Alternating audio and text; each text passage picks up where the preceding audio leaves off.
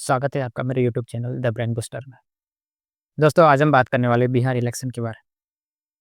वहाँ पर एनडीए ने प्रचंड जीत हासिल की है और सबसे बड़ी पार्टी के रूप में बीजेपी उभर कर आई है।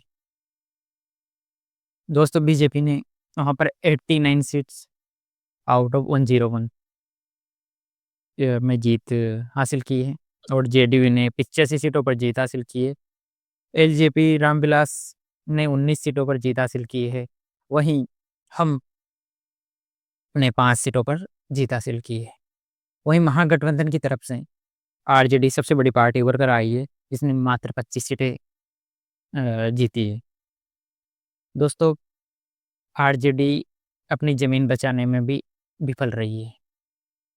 2020 के इलेक्शन में भी आरजेडी को 74 सीटें मिली थी और इस बार केवल 25 सीटें और कांग्रेस की तो उससे भी बुरी हालत है। कांग्रेस को मिली है दोस्तों 6 सीटें और अदर्स को 9 सीटें और जो ओवैसी जी की पार्टी है एआईएमआईएम उनको मिली है 5 सीटें। उन्होंने बहुत अच्छा प्रदर्शन किया है उनके वोटिंग के हिसाब से। तो दोस्तों इस पर विचार करना पड़ेगा कि आखिर बीजेपी को इतनी सीटें कैसे मिल गई और आरजेडी कांग्रेस संघर्ष कैसे करती रह गई। तो इसके ऊपर सबसे बड़ा विश्लेषण है कि एनडीए का एकमत रहना, एकजुट रहना, उनका बूथ मैनेजमेंट, उनका चुनाव का मैनेजमेंट, उनके नेताओं द्वारा आम जन तक बातें पहुँचाना, हर योजना के बारे में बताना। और वहीं आरजेडी कांग्रेस वोट चोरी गद्दी छोड़, ये सब मुद्दों पर उलझ कर रह गए और जो बाकी के शिक्षा के, बेरोज़गार के, पलायन के मुद्दे थे, इनके बारे में वो ढंग से बात ही नहीं कर पाए, लोगों तक अपनी बात पहुँचा ही नहीं पाई। वहीं एनडीए ने बिना मुद्दे के इलेक्शन जीता है, केवल जंगल राज के नाम पर, जो कि लालू जी के सरकार को कहा जाता था 2005 से पहले। तो इससे आरजेडी और कांग्रेस को सबक लेना पड़ेगा कि कैसे आगे के इलेक्शन कैसे लड़े जाएँ और ख़ास तौर पर कांग्रेस को, क्योंकि आरजेडी तो अगले 5 साल तक अब संघर्ष ही करेगी, क्योंकि उसका अदर स्टेट में तो कोई वजूद है नहीं। तो कांग्रेस को ये सोचना पड़ेगा, राहुल गांधी जी को ये सोचना पड़ेगा कि आखिर कमी कहाँ रह गई? आखिर मेरी बात डिलीवर क्यों नहीं हुई? आखिर लोग मेरे से जुड़ क्यों नहीं पा रहे हैं?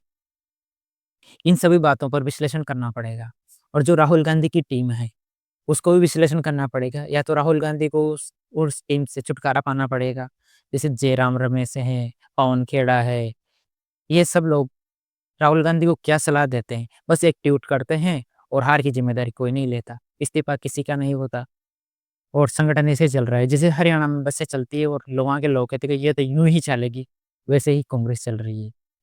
तो कांग्रेस का कुछ होने जाने वाला तो कुछ है नहीं, पर राहुल गांधी को एक ही सलाह रहेगी कि आप अपने संगठन को मजबूत कीजिए और जो संगठन महासचिव है उनके केसी वेणुगोपाल, उनको भी बदलने का समय आ गया है।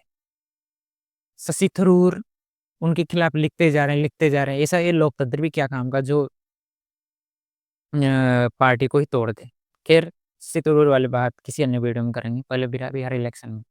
बिहार इलेक्शन में बीजेपी को 89 सीट में 20% वोट शेयर मिला है दोस्तों और जेडीयू को मिला है 19.26 और आरजेडी को 23% सबसे ज़्यादा और नेशनल कांग्रेस को लगभग 9%, अदर्स को 14% और एलजेपी रामविलास पासवान को 5% के लगभग वोट शेयर मिला है।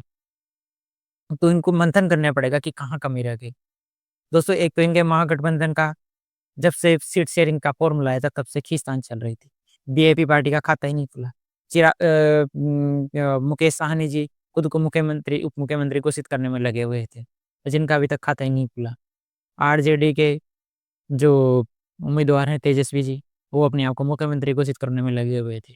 इन्होंने कांग्रेस के प्रभारी जी की बात नहीं मानी और खुद को मुख्यमंत्री घोषित कर लिया। तो लोगों को लगा कि ये तो वही लालू जी के बेटे हैं, तो वही जंगल राज ला देंगे। तो भाजपा ये सब बातें उतारने में सफल रही और लोगों का जो एक तरह से प्यार नीतीश कुमार जी की तरफ है, वो लोगों का बना रहा और प्रचंड बहुमत के साथ एनडीए की सरकार बनी। अब देखना आगे होगा कि एनडीए में मुख्यमंत्री किसको बनाते हैं, क्योंकि दोस्तों बीजेपी की लगभग 90 सीटें आई है और जेपी रामविलास की 19 सीट है। तो दोस्तों ये दोनों ही मिलकर सरकार बना रहे हैं। उसे सरकार बनाने के लिए तो 122 सीटों की ज़रूरत पड़ेगी, परंतु सबसे बड़ी पार्टी के रूप में बीजेपी उभर कर सामने आई है। तो देखना ये होगा कि मुख्यमंत्री का चेहरा है किसको बनाते हैं। आखिर विजय सिन्हा को बनाते हैं या फिर सम्राट चौधरी को बनाते हैं या फिर नीतीश कुमार ही सीएम बने रहेंगे। तो देखना होगा ये। बाकी कांग्रेस को गहन निरीक्षण करना पड़ेगा। लोगों से की ज़िम्मेदारी तय करनी पड़ेगी, इस्तीफे लेने होंगे। राहुल गांधी को एक कठोर कदम उठाना पड़ेगा, नहीं तो जो 2024 के जनरल इलेक्शन में उन्हें 99 सीटें आई, वो 9 पर खबर आ जाएगी, पता भी नहीं चलेगा राहुल गांधी जी को। और बाकी स्टेट्स में भी फैसले लेने होंगे। जैसे अभी 2027 में राजस्थान के चुनाव है, मध्य प्रदेश के चुनाव है, छत्तीसगढ़ के चुनाव है, उत्तर प्रदेश के चुनाव आने वाले हैं, गुजरात के चुनाव आने वाले हैं।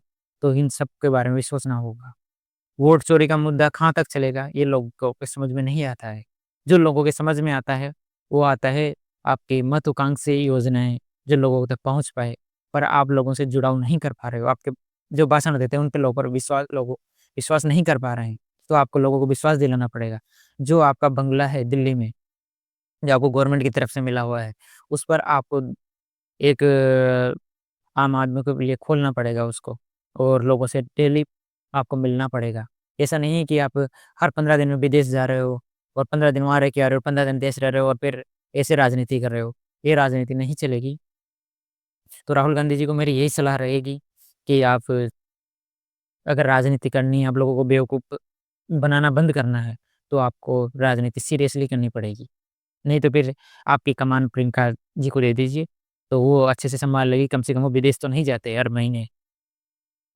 तो आपको ये सलाह है मेरी, अगर आप तक मेरी बात पहुँचे तो अमल कीजिए इस पर।